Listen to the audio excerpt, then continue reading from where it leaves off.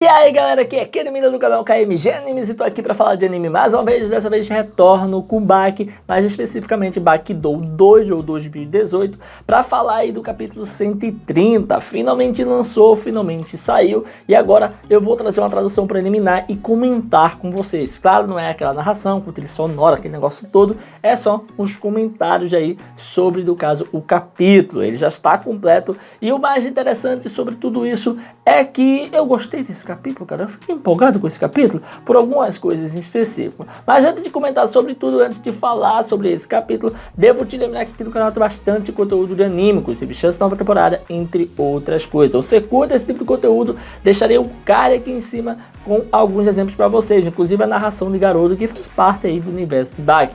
E eu tô pretendendo trazer ela hoje ou amanhã. Tá difícil de traduzir, tá difícil de trazer, porque tem que editar. E eu acho que deu uns 50 minutos de vídeo para editar. Então vai ficar em torno de 30 a 40 minutos de vídeo, velho. Cara, vai ficar grande pra caramba. Então tá demorando. Enfim, deixa de resenha, deixa de enrolar e vamos ao que interessa. Vamos ver o que saiu aí de coisa nova pra gente. Enfim, galera, logo de início a gente tem uma capa aí que é um tanto quanto estranha. Não sei o que o Tagaki tava pensando, mas já acabou me lembrando uma coisa que eu não queria lembrar, não. O que acontece é que essa capa colorida aqui, por mais que seja bonita e tal, e tem aí a linguinha de Baki pro lado e tal, ela me lembra uma coisa que eu não vi sendo repetida aqui em Baki.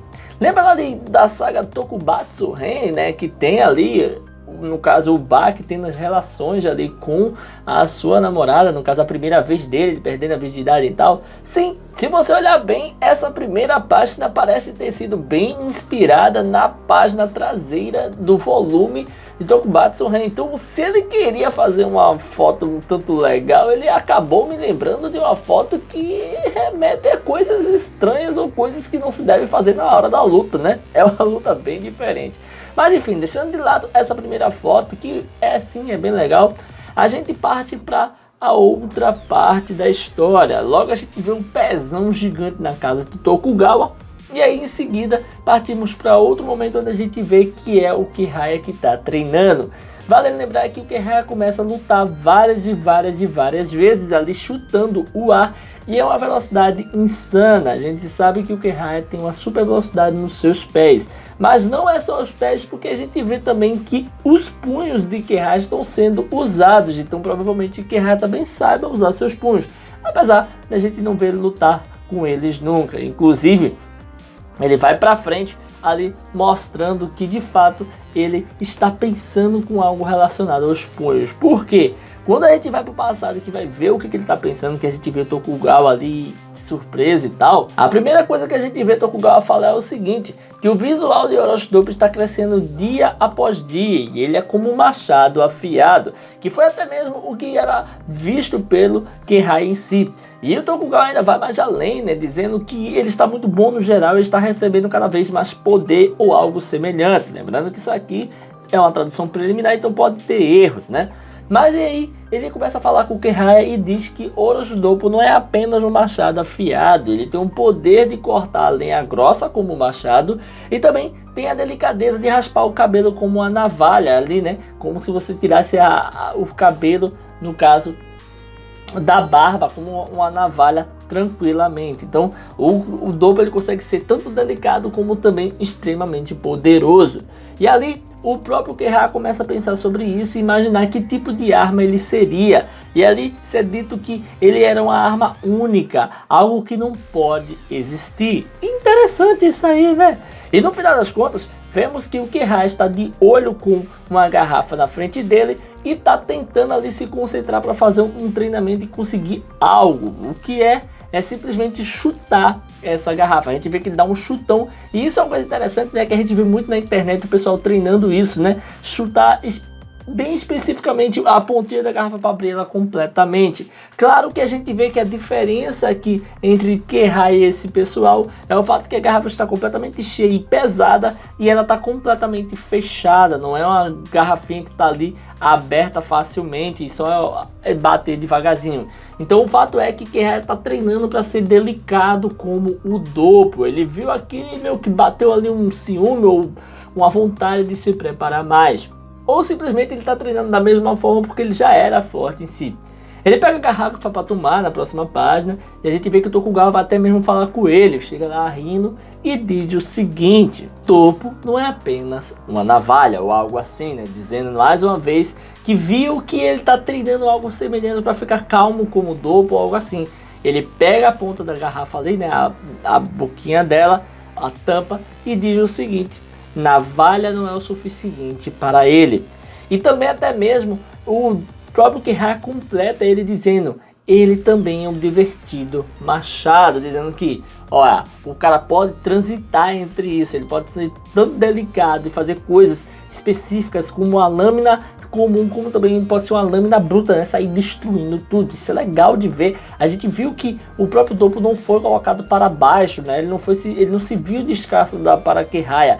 Inclusive nenhum personagem está subindo escada para ninguém. A gente só pelo menos está vendo ali o relacionamento, o desenvolvimento do caráter do Kiraya. Isso está muito legal, está muito melhor do que foi com o Sukune. Depois a gente vê que o próprio Tokugawa acaba dizendo, né, que se os chutes do Doppo são incríveis e tal, perguntando o que ele achava disso tudo. E aí o próprio Kiraya diz o seguinte, que era isso mesmo, e ele diz que desde que quando foi chamado de Kiraya, ele nunca sentou em uma cadeira, onde até mesmo chega a não acreditar, dizendo o quê, como assim? E ele ainda diz que nunca sentou realmente, onde até mesmo chega a indagar que ele está mentindo, né, chamar ele de safado, porque ele simplesmente estava sentado na sua frente durante o restaurante quando estava com ele. E é aí que o Kiraya resolve falar algo.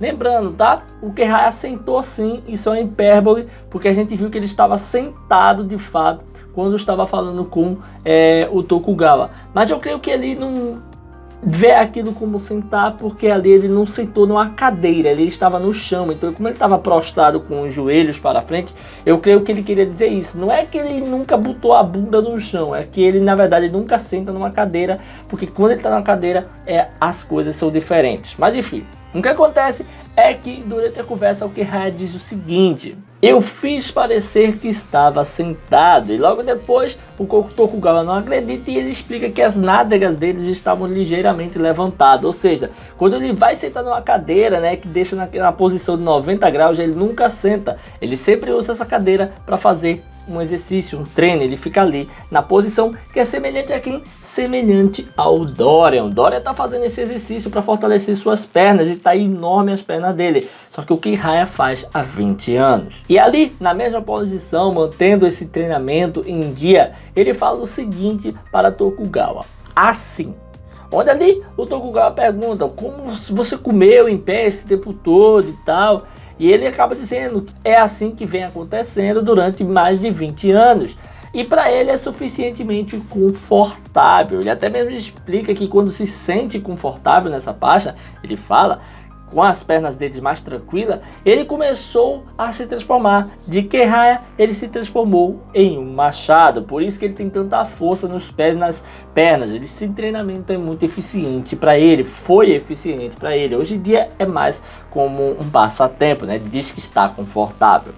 Mas aí a gente acabou de ver essa parte do Kiraya se preparando, treinando, e vamos para a Shiji Kaikan, onde da Shirikai a gente vê que sim, de fato, está uma grande pedra de gelo ali do dojo. E aí até mesmo ser dito, né, que o que está sendo trazido ali é uma pedra de gelo para o dojo. Até mesmo o próprio Doppo começa a falar um pouco sobre a pedra, dizendo que não é interessante quando ela fica transparente. E aí ele diz que não é tão legal assim, se pergunta se o que deve fazer. E depois em seguida ele fala que não é tão legal e acaba até mesmo dizendo que ela derreteria, né, e amoleceria com o tempo. E ali começa a tocar com sua mão, no caso na pedra, e por sinal o Doppo realmente engrossou muito, os dedos do cara tá gigante, a mão do cara tá gigante. E quando ele toca naquilo ali, ele acaba dizendo que é um bom gelo que ele conseguiu com muito esforço. E deveria ser cuidado, bem preparado, cuidadosamente, na verdade.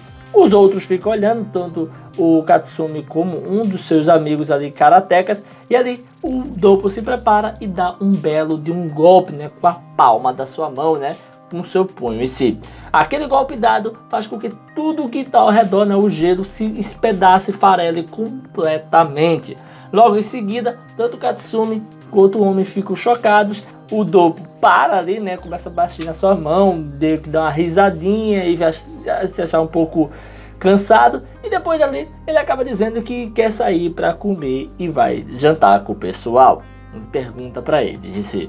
Mas enfim, é isso aí, terminamos por aqui. E agora eu quero conversar um pouquinho sobre esse capítulo com vocês, uns falas finais. E é isso aí, pessoal, vamos ficando por aqui. E meus amigos, como vocês puderam ver, né, este capítulo, ele teve umas coisas interessantes. Ao contrário do outro, que era mais sobre comer, e como se faz as comidas. Apesar de falar um pouquinho aí sobre a importância da alimentação para o sumô e tal, e aparecer o próprio Doppo, a gente tem aqui um capítulo mais interessante, que aí é falando sobre as qualidades de Doppo, falando sobre as qualidades de Kirraya e como Kirraya está no meio disso aí. Interessante é que o Kirraya, até agora, a gente não viu ele como alguém arrogante e nem desafiando ninguém. O cara tá parado na dele. Chegou o Yujiro, o cara simplesmente deu um olá pro Yujiro, o Yujiro desafiou ele, não foi ele que foi atrás do Yujiro, e acabou até mesmo que ele recusou continuar a luta com o Yujiro, por mais que ele tenha botado o Yujiro para voar. Outra coisa interessante também é que chegou o Doppo, eles bateram papo e eles não lutaram. O que acontece é que simplesmente eles conversaram sobre si, o Kirraya viu quem era o Doppo, conheceu ele, mas foi lá para Tokugawa, ficou como convidado de Tokugawa e acabou treinando ali e usando o Doppo como espelhamento para treinar algumas coisas, algumas técnicas. Mas pelo que dá a entender, não é só uma coisa de tipo, vou aprender algo novo. É também o fato de que Kirraya já sabia e já tinha isso em si, por conta dos seus treinamentos. Só deu uma refinada por conta do Doppo como exemplo. Inclusive ele imagina, né, como seria Doppo, um tipo de uma machadinha lá, uma lâmina bem fina que pode cortar tudo e até mesmo cortar coisas grandes ou pequenas. E eu achei legal que não diminuíram o Doppo para ter uma escadinha. Não foi como o Oliver. Você percebe que como o Sugune apareceu foi humilhando o pessoal. E humilhando de uma forma que ninguém gostou. Não é como o Piccolo, tá ligado? Que chegou botando pra lascar em geral. Mas ele foi construído e até mesmo carismático. A gente tem um cara aqui que apareceu e tá sendo carismático. Devagarzinho tá conquistando, tá chegando lá. E não tá correndo atrás de bater em ninguém, não tá querendo humilhar ninguém. Ele simplesmente tá tranquilo, tá vendo ali suas técnicas, já aprendendo com os caras, mas o fato é que sim, ele fica empolgado para lutar, mas não é de um jeito tanto quanto violento e agressivo, e isso é legal porque lembra até mesmo um pouco o Hetsu. Eu acho que ele vai realmente substituir o Hetsu na equipe de Baki, né? Vai ser um dos caras que vai ser amigo de Baki ali, vai ser conhecido de Baki, e provavelmente ele também terá parte nesse negócio de querer derrotar o Yujiro. Não será somente o Jack. Pelo que dá a entender, ele vai querer ter uma revanche com o Yujiro, mas primeiro vai se preparar. Eu acho que ele vai se preparar junto com o Jack, os dois, e no final vai ficar se encontrando. E isso vai gerar um embate para ver quem luta com o Yujiro. É bem possível, tá? Mas é isso aí, pessoal. Eu gostei desse episódio, eu achei legal. Ele teve explicações, não foi só balela.